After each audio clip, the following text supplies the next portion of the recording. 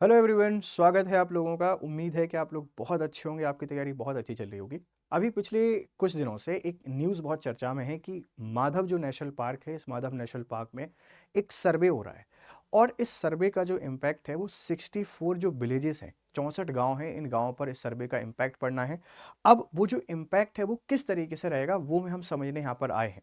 कुछ खबरें चल रही हैं कि गांव को वहां से विस्थापित कर दिया जाएगा। तो क्या सच में ये विस्थापन होगा? और एक शब्द है इको सेंसिटिव जोन। उस इको सेंसिटिव जोन को भी समझेंगे ये होता क्या है। तो पूरी खबर आप समझ सकते हैं, यहाँ पे लिखा हुआ है माधव टाइगर रिजर्व से बड़ी खबर है।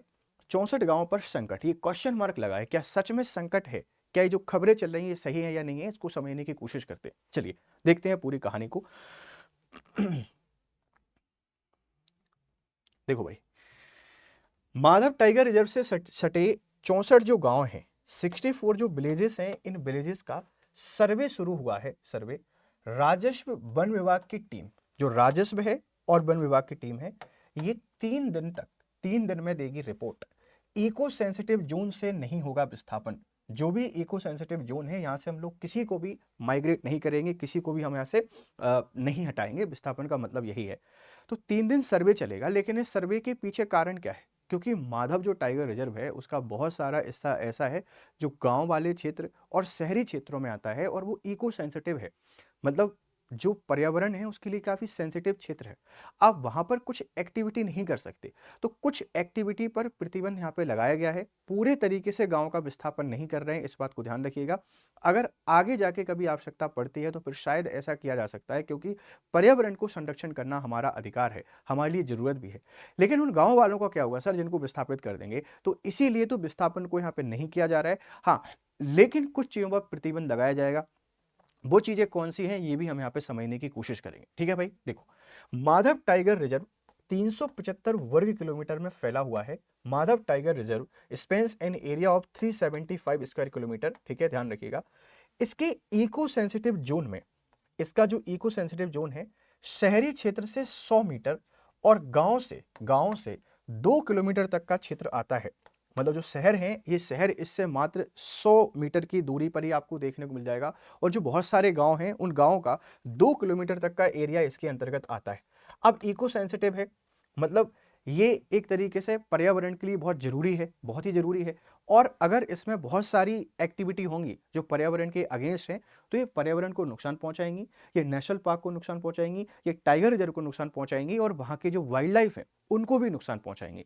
तो इको सेंसिटिव जो जोन है उसको संरक्षित करने के लिए, उसको बनाए रखने के लिए ये सर्वे किया जा रहा है, इस बात को ध्यान रखिएगा। आगे क्या है इसके दायरे में करेरा करेरा शिवपुरी और नरवर तहसील के करीब 64 गांव हैं। तो ये 64 गांवों को विस्थापित करना तो देखो बेटा इम्पॉसिबल चीज है। आप इनको कहां जाके पुनर्स्थापित करोगे, कहां बसाओगे, वो तो संभव नहीं है। तो इसीलिए विस्थापन नहीं हो रहा है। अगर आप न्यूज में देख रहे हैं कि सरकार विस्थापन कर रही है, सरकार गांव वालों को परेशान कर रही है, ऐसा बिल्कुल भी नहीं है। ये गांव विस्थापित नहीं हो रहे हैं। माधव नेशनल पार्क में ये सर्वे चल रहा है सिर्फ और सिर्फ ये देखने के लिए कि कौन से गांव आते हैं, कहां तक उनका एरिया फैला हुआ है, और कौन सी इन पर लिमिटेशन हमको लगाने की जरूरत है। तो एक बात आपको याद रखना है कि गांव का विस्थापन नहीं हो रहा है। गांव को हम लोग यहां से डिस्प्लेस नहीं कर रहे हैं। ये सर्वे सिर्फ और सिर्फ ये पता लगाने के लिए है कि कौन कौन से गांव इसमें हैं और कितनी लिमिटेशन इसमें दी जा सकती है। तो सर सर्वे के बाद होगा क्या? देखो, इन्होंने बोला है कि इको सेंसिटिव जोन को प्रोटेक्ट करने के लिए खनन, जो माइनिंग है, इस माइनिंग पर रोक लग जाएगी। क्रैशर, जिसको हम लोग कहते हैं ईंट भट्टे, प्रदूषण फैलाने वाले उद्योग नहीं चल सकेंगे। मतलब ये जो 64 गांव हैं, ये 64 गांव के आसपास माइनिंग नहीं हो पाएगी, इस बात को ध्यान रखना। क्रेशर्स नहीं चलेंगे, जो आपके पास गिट्टी बनाते हैं, ये ब्रिक नहीं बन पाएंगी, ईंटें नहीं बन पाएंगी, और पॉल्यूटिंग इंडस्ट्रीज नहीं लग पाएंगी। ऐसी इंडस्ट्री जिनसे पॉल्यूशन फैलता है, केमिकल और प्लास्टिक इंडस्ट्री जो हो सकती है, केमिकल वेस्ट या केमिकल बनाने वाली इंडस्ट्री हो सकती है, फर्टिलाइजर्स इंडस्ट्री हो सकती है। तो ऐसी कोई भी इंडस्ट्री यहां पे नहीं लगेगी। तो क्या नहीं हो पाएगा? माइनिंग नहीं कर पाएंगे, क्योंकि माइनिंग से बहुत पॉल्यूशन फैलता है। माइनिंग से वो जगह भी खराब होता है, उसके कारण लैंडस्लाइड होता है, उसके कारण बहुत सारे वाइल्ड लाइफ डिस्टर्ब भी हो जाते हैं। तो अब माइनिंग नहीं कर पाएंगे, क्रशिंग नहीं कर पाएंगे। पत्थर को तोड़कर जो ईंट बनाई जाती है वो भी नहीं कर पाएंगे, क्रशिंग पे भी बैन रहेगा। इसी के साथ में ईंट भट्टे भी नहीं होंगे, क्योंकि ईंट भट्टे से आग लगने की संभावना ज़्यादा रहती है। इको सेंसिटिव जोन है, उसको संरक्षित करना हमारा अधिकार है। और ऐसी कोई भी इंडस्ट्री यहाँ पे नहीं बनेगी जो प्रदूषण फैलाने वाली हो, इस बात को ध्यान रखिएगा। ठीक है प्यारे बच्चों। और क्या खेती नहीं कर सकते हैं? नहीं, ऐसा नहीं है। लेकिन लेकिन आप खेती करेंगे, फार्मिंग कर सकते हैं, बागवानी, हॉर्टिकल्चर, डेयरी, मछली पालन और बकरी पालन की अनुमति होगी। इन वेरी शॉर्ट अगर मैं आपसे बोलूं तो जो इंडस्ट्री है, ये इंडस्ट्री यहां पे नहीं लग रही है। लेकिन जो प्राइमरी सेक्टर है, एग्रीकल्चर और इसके जितने भी अलाइन सेक्टर हैं, वो सारे यहां पे वर्क करेंगे। इस बात को ध्यान रखिएगा। सड़क और नागरिक सुविधाओं का विकास भी हो सकेगा। मतलब ऐसा नहीं है कि यहां पे आप रोड्स नहीं बनाएंगे, आप रोड्स बनाइए। और सिटीजन सर्विसेज जो हैं, जैसे बस स्टॉप या रेस्ट हाउस, आप ये बना सकते हैं, कोई दिक्कत नहीं है। लेकिन जो प्रतिबंध है वो इन चीजों पर प्रतिबंध रहेगा। आगे अगर नीड होगी तो कुछ और चीजों को प्रतिबंधित करना पड़े तो प्रतिबंधित किया जा सकता है, ध्यान रखिएगा। लेकिन इन पर तो बैन रहेगा ही रहेगा। क्या फार्मिंग करना अलाउ है? बिल्कुल फार्मिंग अलाउ है। क्या हॉर्टिकल्चर अलाउ है? ये भी अलाउ है। आप सारी चीजें कर सकते हैं कृषि से संबंधित। लेकिन प्रदूषण फैलाने वाली जो गतिविधियां हैं, वो प्रदूषण फैलाने वाली गतिविधियों पर आपको रोक लगानी पड़ेगी। और इस सर्वे का पर्पस इसीलिए है। ऐसा नहीं है कि गांव को यहां से हटा दिया जाएगा, गांव को यहां से भगा दिया जाएगा। ये सब फेक खबरें हैं, ध्यान रखना। अब एमपीपीएससी में सर मैं इसको कहां पे यूज करूं? देखो, जब भी आप पर्यावरण संरक्षण की बात करेंगे, उस पर्यावरण संरक्षण के लिए या हाल ही में सरकार के द्वारा जो प्रयास किए जा रहे हैं पर्यावरण संरक्षण के लिए, आप वहां पे इसको यूज कर सकते हैं, ध्यान रखिएगा। और आप अगर शिवपुरी डिस्ट्रिक्ट से बिलोंग करते हैं और इंटरव्यू देने जा रहे हैं, तो ये मुद्दा आपसे जरूर पूछा जाएगा कि इन गांवों को हटाना ना हटाना सही है या गलत है। आपके इसका आंसर को प्रिपेयर करके रखना है, ध्यान रखिएगा। ठीक है भाई। अब माधव नेशनल पार्क की बात करते हैं। माधव नेशनल पार्क शिवपुरी में आपके पास अवस्थित है। ये किस जिले में आता है? शिवपुरी में। और शिवपुरी कहां पर लोकेटेड है सर? मध्य प्रदेश में। तो शिवपुरी एमपी में आता है माधव नेशनल पार्क, इस बात को ध्यान रखिएगा। इसकी स्थापना हुई थी 1958 में। ये एस्टेब्लिश हुआ 1958 में। मध्य प्रदेश में 1955 में कान्हा नेशनल पार्क बना, कान्हा नेशनल पार्क।